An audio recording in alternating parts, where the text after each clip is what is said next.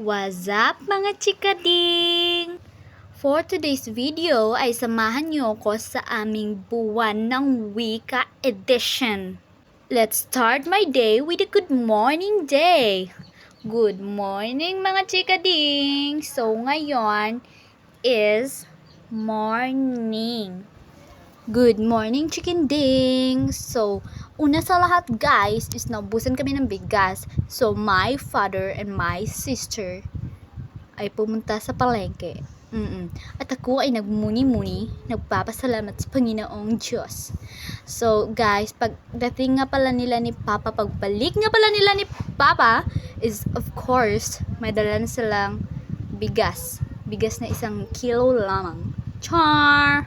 So guys, this is my outfit for today. So ang sayal na ito ay hiniram ko lang sa mommy ko. And then, fast forward guys is napunta na ako sa classroom. Inilipad lang ako kasi ako ay chikading. So guys, pagdating ko pa lang doon is gumawa na pala sila ng assignment na hindi ko rin nagawa kagabi. So gumawa rin ako. Tapos pinatawag na kami dito sa gym.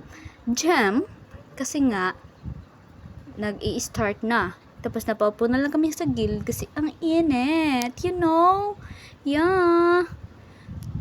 So, pagkatapos nga ng program mga chikading, bumalik na kami sa classroom. And then, of course, klase. Hindi yun mawawala mga ante. Lalo na grade 12 ka na, day. Tapos mga chikading, ang sakit pa ng ngipin ko. Oo, ang sakit ng ngipin ko, chikading.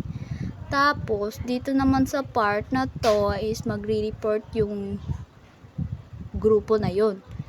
Tapos pagkatapos, is lunch break na. So, hinintay ko lang na dito ang aking one and only pinsan. Oo, yung babaeng yan. Tapos, we start eating guys kasi I'm so hungry na talaga. Tapos, konting chika lang din kasi tayo ay mga chikadora. Kaya, ayun. Tapos, yung kapatid ko, hindi sumabay sa akin kasi OA. Hindi sumabay. OA. So, mga chikading, pagkatapos kong kumain is naglinis ako ng aking mukha kasi papasok na naman tayo sa bagong room. Tapos nag-CR nga pala muna kami dito with my cousin. Tapos naiihi siya guys. Kaya binidyoan ko. Ay. Tapos sa klase guys is hindi talaga mawawala yung kaklase mong bugoy. Na hindi talaga matiklop yung bunganga talaga. Anong nangyari sa camera ko, B? Bakit ganyan?